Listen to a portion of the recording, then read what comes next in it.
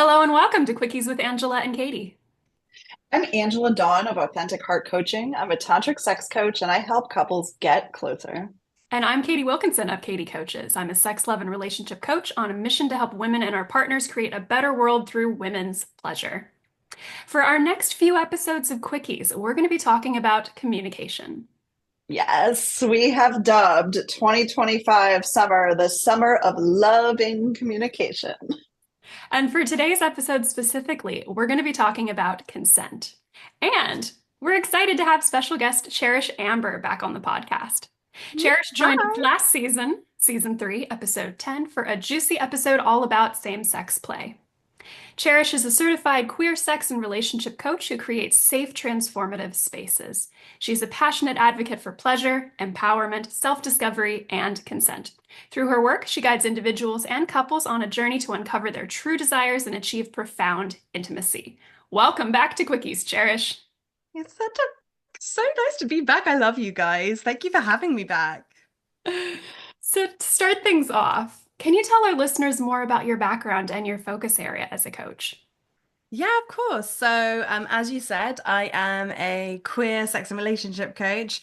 I would say that my work is more queer, sex and relationship coach. That I bring my awareness as a lesbian, queer woman to my coaching to make a super open, communicative, loving space. My work blends science, psychology, tantra, somatic practices, and it's all anchored in my 5 C's methodology. So my 5 C's are choice, clarity, communication, connection, and consent. And these are the foundations I return to again and again and again because they help people unlearn old patterns, access their true desires, and build intimacy from a place of safety and self-trust. Oh, beautiful. I love that. 5 C's. Yes. And number five is consent. That's what we're doing today. Yeah. So, first off, what do we mean? What is consent? What does it mean to give consent or to ask for consent? And is it just a simple yes or no? Well, consent is absolutely not just yes and no. I would say the way I really like to describe it is like a living conversation between Mm. people, a little bit like a plant, right? So it's not about ticking a box or seeking permission, it's about connection. So it's about being really attuned with yourself, which I'm sure at some point we'll talk about. And it's also about being attuned to the other person emotionally, physically, and energetically. True consent includes enthusiasm, clarity, and choice. These aren't my 5 C's for no reason, I promise. And it must be, most importantly, ongoing, right?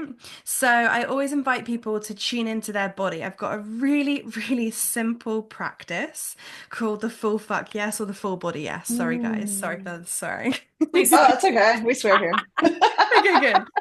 So I always invite people when I'm doing talks or public speaking or any kind of workshops about consent. The first thing I do is ask people to say something about that's true about themselves. So I will say, "My name is Cherish, and I feel what it feels like inside my body. It feels yummy. It feels gentle. It feels congruent." And then I invite them to say something a lie about themselves. So I often Mm. say, "My name is Bob," or "I love mac and cheese," because I hate mac and cheese. And I invite them to see what it feels like inside their body. So it feels slightly disconnected. I can feel a bubbling in my tummy. And that's the beginning of them understanding what a full body no or full body yes feels like. So Mm. that's what we're talking Mhm. about. That's brilliant. Mm. Really like that. Yeah. Love that exercise. I also loved how you said living communication, right? Like it's something that's constantly going on, right? It's not like something you do once and it's over with. It's this sort of constant flow of back and forth between people. Mhm. Absolutely. And just because, often we talk about this cup of tea situation, like just because someone said yes to a cup of tea doesn't mean they want the cup of tea afterwards, right? Because Mhm. you can constantly not want to have the thing you've said yes to. So that's why we talk about it, this long, ongoing, beautiful Mhm. experience. So, it's not a new idea for our listeners that we obviously need consent for sex, but a lot of people don't realize that consent also applies to so much more than just sex. So, I'm curious, what are some everyday ways that we can practice consent outside of the bedroom? Yeah. So I love this question because consent really is everywhere. Again, another example I always give people is how often have you been in an office and someone's run into you and brain dumped and stopped you in your work? Mm. How would it be if they came up to you and said, "Have you got 5 minutes in your calendar today?" And I'm like, that's consent. And they're like, whoa, that's consent. It's saying things like, "Can I give you a hug?" instead of assuming. It's checking in before you offer someone something emotional, before you emotionally unload on someone. Mhm. It's saying, "Do you have space to talk about this?" And I really like the idea that it's always honoring someone else's autonomy. So it could be Mhm. time, energy, physical touch, emotional labor. Like it's really honoring that in someone. And so Mhm. we often talk about things like micro consent, like, would you like a cup of tea? Or I know I'm very British, but hey, would you like coffee without just assuming? There's an assumption Mhm. that happens a lot in relationships. And so just by asking, you're constantly like giving someone the opportunity to say no, and that's the Mhm. kind of real foundation for intimacy. I love that that prompts you to even think about what is the other person's autonomy in this situation for people who Mhm. don't naturally do that all the time. Yeah, Yeah. absolutely. It's super important. And also, I also then always invite people in, and I think we always get to this in consent conversations, but someone who's not feeling able to say no, if you start with really low stakes questions, like, even if you want to say yes to something, like, would you like to go for a walk today? Say no, even if you want to. Get your body used to feeling safe saying no, because that's a really Mhm. powerful way to start understanding consent. Mhm. Absolutely. Mhm. Yeah, I have to say one of my favorite ways to sort of get consent from people and express consent or talk about it in a non-sexual way is, you know how when you're talking with a friend and maybe they've asked you if you're ready to hear, what terrible thing happened to them today or what have you. Then when you're going to respond, like asking them, what are they looking for in the response? Are they open to hearing how you would handle the situation, right? Rather than just dispensing advice. I I think love that's that really too. important. Hmm.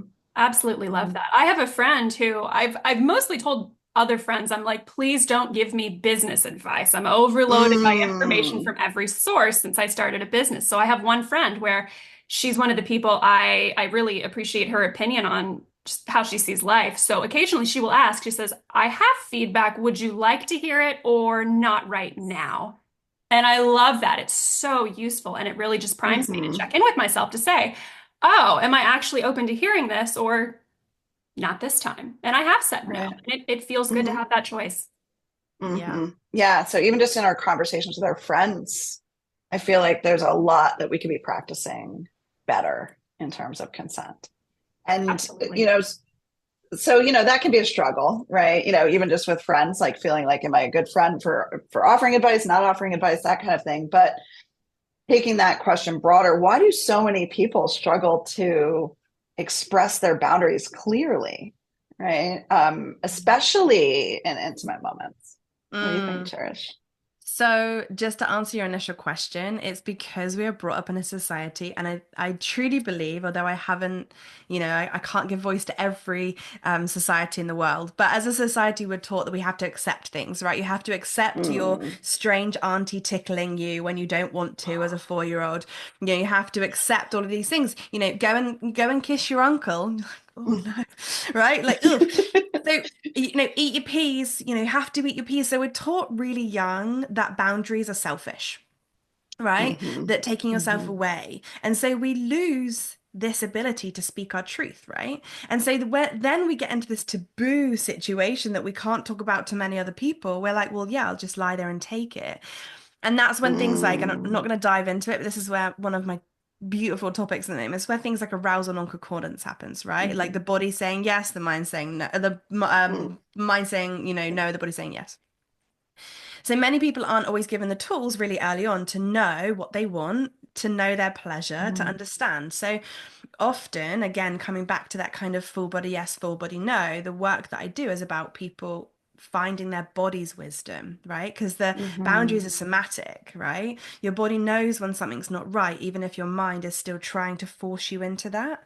So things like understanding your freeze response. What does it feel like when your kind of body's saying no? And then little things like this is a funny one, but as a couple, committing to not making noises or sounds or doing anything that doesn't feel true to you.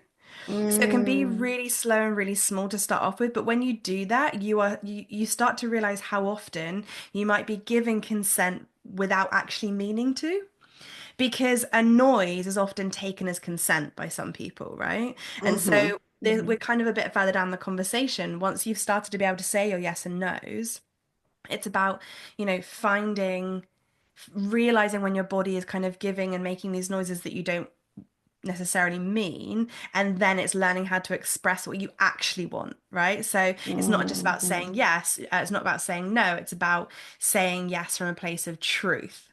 So that's the kind of transition space I often take clients through to go, where is the yes and no, and how can I say yes or no from a place that feels really yummy inside my spirit and my soul? Mm.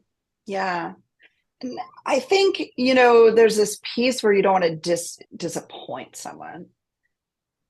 And, also, I feel like this obviously is going to be true for men and women, but especially I think women are conditioned to be in service, right? We're conditioned to be caregivers. And so there's this like sort of level of expectation that we're always going to say, yes, how can I help you in a way, to our Yeah, loved ones. And then absolutely. that conditioning of like you were talking about, like go kiss your uncle. Oh my gosh.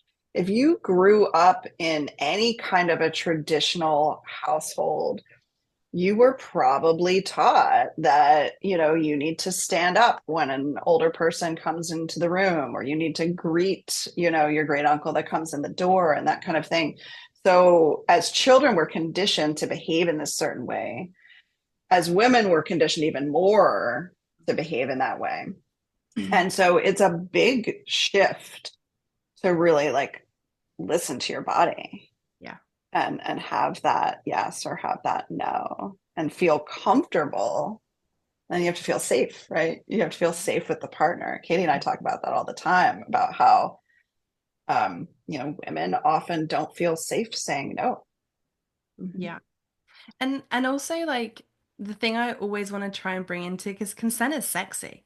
So consent can Mhm. be so sexy. So it's about like finding it, and consent's almost like again looking at it as like this now this ever-growing conversation, right? You go from going, hey, what's my yes and no? Okay, where am I saying yes but meaning no? Okay, cool. How can I navigate my yes and no? And then how can I make it super sexy? Like, Like, it becomes like such a Yeah. yummy conversation. Yeah. Like asking for what you actually want, Yeah. asking for what you want in bed. Like, so like the other side of consent is like saying, hey, this is what I want. Right. And that is really sexy. So what are your thoughts? I'm just jumping in here, Katie. Sorry. Since we're like in it, what are your thoughts on the connection between consent and desire, Cherish?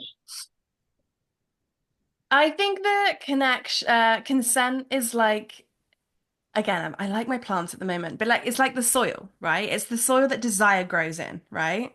So consent is based on emotional safety and mutual respect, and desire either shuts down or goes into performative mode, right? That makes sense. So like Mm. your desire just goes into this like I will say truthfully from the bottom of my heart, I know this so deeply. Like I was in heterosexual relationships, not knowing I was queer as the day is long, having performative sex because I thought that's what I needed and because I didn't know my yes and no, right? But then knowing that what's on the other side of that, so understanding safety, creating yes and no without judgment, that's when my body and clients and people and all these yummy people around the world that are finding safety in their sex and desire, their body opens, their curiosity sparks, desire becomes something that you get to explore, not Mm. something that you owe. Does that make sense? Hmm. And Yep, Hmm. absolutely. there's so much healing to be done, and you can use your pleasure as a place of healing your experiences, because before pleasure wasn't always considered, right? And you can Mm. reclaim consent as something that's ongoing and rational, and desire becomes deeper and wilder and more authentic, and it's not a buzzkill, it's a motherfucking spark, right? Like it Yeah. becomes so big and huge.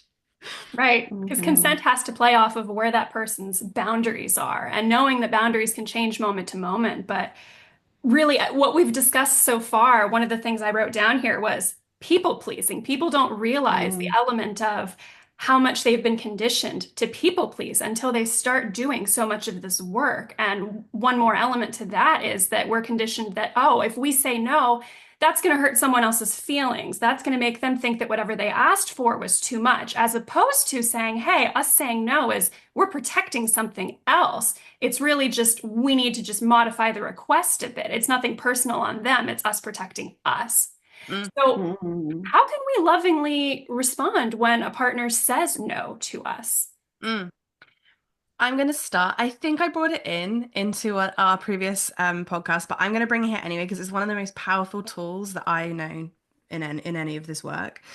Is I always invite people to not frap. Okay, so frapping is the death of all beautiful communication. That's no fixing, rescuing, Mm. advising, or projecting. Okay. Mm. So I'm prefacing what you're saying is because how can you lovingly respond? First and foremost, your response needs to not come from a frap. Okay. So am I rushing in? You should have just said this. Oh, it's Mm. okay. Don't worry. Let me fix your no with a yes. Next Mm. time you feel like this, maybe you should feel like this. Or the worst one, if there is a worse one, projecting. So you can project all your pain onto someone. Mm. You're experiencing this rejection, you feel pain. So first and foremost, I always invite people to place a hand on their heart, even if it takes them at the moment, and say to themselves, I am safe. Because when they experience a no, often it will trigger this inner child, it will trigger their rejection sensitivity, right? And so we need to allow that part to know that there's no danger. We do not need to be in fight or Mhm. flight. We're okay. So hand on the heart, I am safe. You can say it under your breath if you want to. You can say it out loud. Out loud is better because it taps into the primal part of your brain. Okay. And then come back into love. You can come into the present moment. If you're feeling dysregulated, I am safe. I'm okay. Whew, take a moment, take a step. Sometimes things like if you're in deep intimacy, like take a step. Maybe you cover up with a blanket just so you feel more safe. You can nourish yourself. And then you can say something, and one of the biggest sentences that I love for clients to say when they hear a no is they say to their partner, "Thank you for taking care of yourself." So that alone can completely change the energy, and it lets your partner know that their truth is welcome. Okay, Mhm. and that your connection doesn't depend on compliance. So to come back to answer the question is if you hear the no. One, create safety for yourself. No, tell yourself you're completely okay, nothing bad is happening. Okay, talk to your inner child. And then that sentence, thank you for taking care of yourself. And then you can go in, Mm. and this is something that you need to learn, or people need to learn. It's sometimes slightly challenging. Is sometimes the sentence, "What do you need right now?" can be really triggering for people. So if you're Mm. asking the person who said no, "What do you need right now?" they can be triggered. But you can say something like, how can I support you right now? What would feel the most yummy to your soul right now? Or if you're in kind of deeper intimacy, you can take it straight to aftercare if that feels good. Say, hey, should we go and eat some cake on the couch and watch something yummy, right? Like Mhm. just make sure your nervous system feels really good. If it hasn't kind of become almost like a red, if we were in BDSM terms right now, like a kind of red like stop sign someone, Mhm. you can come all the way back and just be like, come back to that, hey, what would be most supportive for you right now? Is there something that I did? Can we talk about that? And you can kind of do a little bit of an unprocess, and then you can start the play again, Mhm. if you are in that intimate space. And if you are in doing the kind of receiving a no in the more fun space, like we talked about, like, would you like a cup of tea or something? You're like, Oh, you could say to someone, oh, that no landed like a ton of bricks. I'm just gonna go and sort myself out. Like, make it fun, right? Make it Hmm. play. Hmm. Because the second you make it play, your brain will see it as not a danger, not a threat. It will see it as playful. It will return back to that playful state. So I hope that's given enough different opportunities for how to respond to a no. I love how making it play also returns back to that inner child that might want more soothing because the inner child knows how to play. Yeah, Play every Hmm. time, isn't scary. always. Absolutely. Yeah. And, oh, honestly, if that's not, what you want, thank you for letting me know that. And what would you like instead? Like, let's get a little sexy with it. Yeah. Like you said, if it's not the red stop, Yeah. if it's like more of like the yellow, like, no, I don't Yeah. want that particular activity, but everything's still fun. Like, okay, what would you rather have? Yeah. Right? You can always order Yeah. something else off the menu. It's not like you go to the restaurant and the waiter says, okay, these are our specials. And you're like, great, I'm going to go off board and order something completely different. Yeah, Hmm. exactly. Hmm. Yeah. Yeah. So it would be great, Cherish. Let's keep going with this language thing, right? Like phrases to help people ask for what they want or phrases to help folks check in with a partner. I think that'd be really supportive for our listeners. Let's do that. Yeah, and they some of these are going to seem so simple, but I honestly mean the simplest ones are the Hmm. best. So Hmm. things like, would you be open to? Mm, Okay. mhm, mhm, I feel very connected. Can I kiss you right now? mm, What kind of touch would feel good right now? mhm, Are you in the mood for something playful or more sensual? mm, I want to share something with you right now. Do you have space for this right now?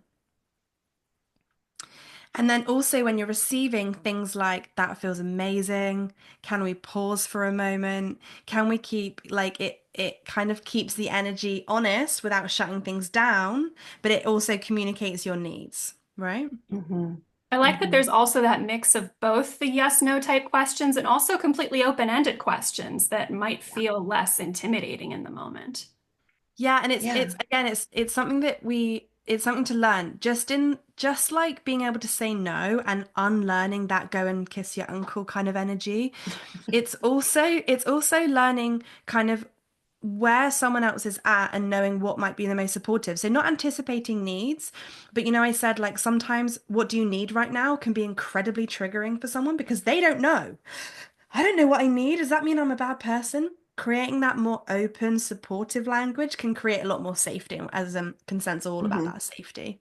mhm. Yeah, yeah.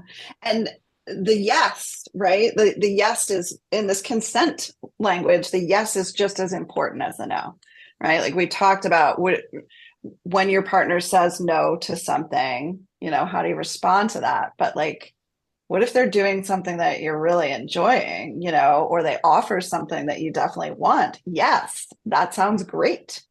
Yeah, That exactly. feels awesome. Or Yeah, let's do that more. And that's really great for afterward pillow talk too. If you're in an ongoing partnership, and something happened in that intimate exchange that you liked, you could say, let's do that more often, or I'd like to blah, blah, blah next time, or it feels good when and in the moment, would you please do XYZ, right? Like making a request, yeah, and affirming, I want to keep doing this. yeah, yeah, If you're in an activity that you want to stay with, and I want to keep doing this, right? And So there's even a in the lot of moment, right, so this communication back and forth during sex is so, so, so important. And I like that you talked, Cherish, about not, kind of like moaning when you don't mean it. Like Katie and I always talk about, don't fake your orgasm. Don't make the sounds. Like there is this performative conditioning around sounds for women. And if you allow your sound to be authentic, that is, I'm not going to say it's an indicator of consent because it's not, right? Like we still need to, verbalize with words, but it's very helpful if you're giving authentic feedback to your partner. yeah, yeah. And I also want to say, like, the pick up on the piece you just said. when we start to look at sex, if you've experienced like in long-term relationships, a slight lack in intimacy and consent feels like something that should be talked about, take things right back to basics. Stop relying on facial expressions, body expressions, stop relying on them getting goosebumps. Go back to Mm, words because although they may hmm seem hard at the beginning, they actually will create so much change long term. So just hmm because, they're arching their back, see if do you want more of that or less of that? And then they can say Yes. more, right? Hmm Create a space where it's safe for someone to say what they want, and then the other person can say, and then there's like this constant beautiful tennis of words and it continues. So yeah, I think we can get so caught up in relying on what we've always seen as consenting. Like hmm that, if she arches her back, if they kiss me in the right way, if they put their hands there, that's consent. But it's not, right? hmm It's Yeah. implied consent, and that's where it gets messy.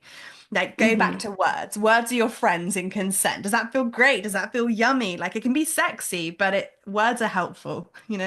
Especially hmm because those preferences can change over time. So maybe arching her back did mean something at one point, and maybe that's changed. And she's like, oh, well, now if I do this differently, my partner's going to think that I was not enjoying it back then, or just things that you can't really address non-verbally. You need to be verbal hmm about this. You need to use words about that. And Yeah. that's Agree. healthy.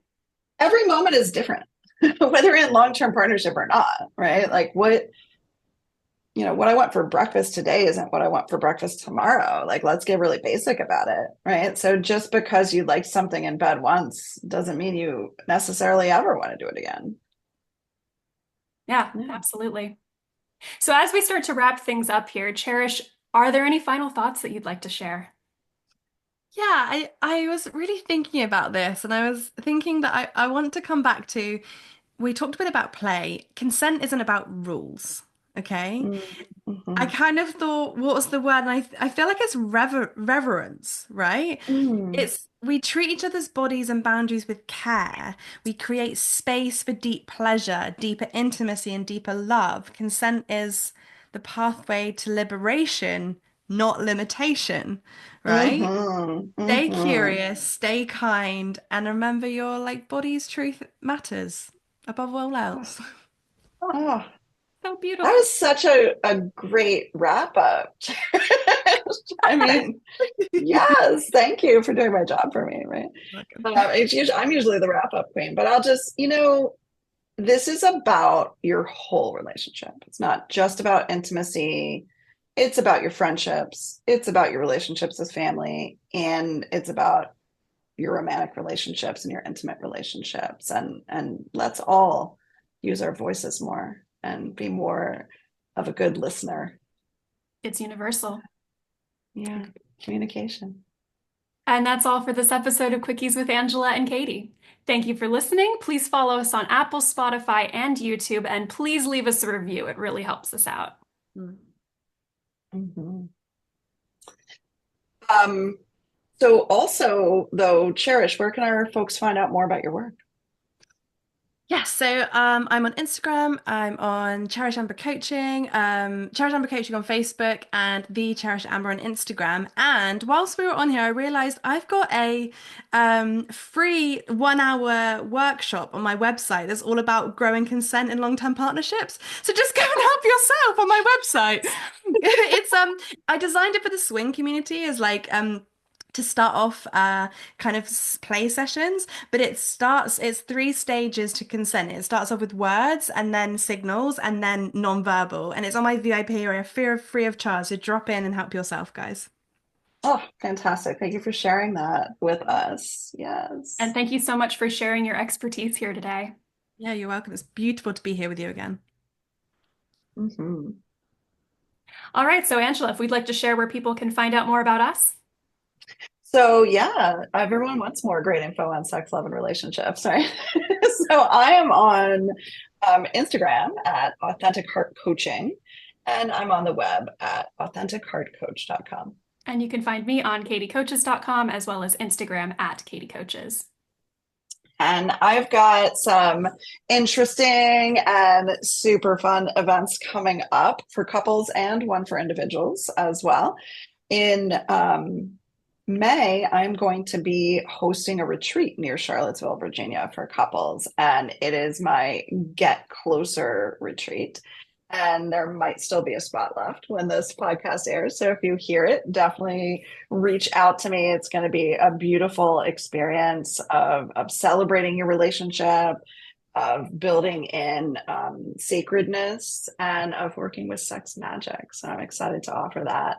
And then in the beginning of June, I think it's June 8th, I'm going to have a full body orgasm workshop.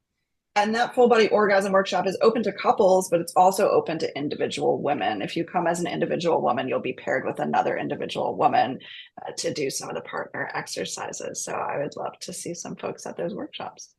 What fun. We have a free passion and desire guide available for straight and bi men to give you our top 7 tips for unlocking your woman's primal side. That'll be linked in the show notes. And as always, we have our beloved Pussy Whispering on-demand masterclasses for women, men, and couples. Because you don't need any new positions to take your sex life to the next level. What we bring is a completely fresh approach to the foundations of sex, rooted in women's bodies need the most. So we help you do what you already love better. And you can learn more at pwclass.com. And with that said, we'll see you next time on Quickies with Angela and Caity.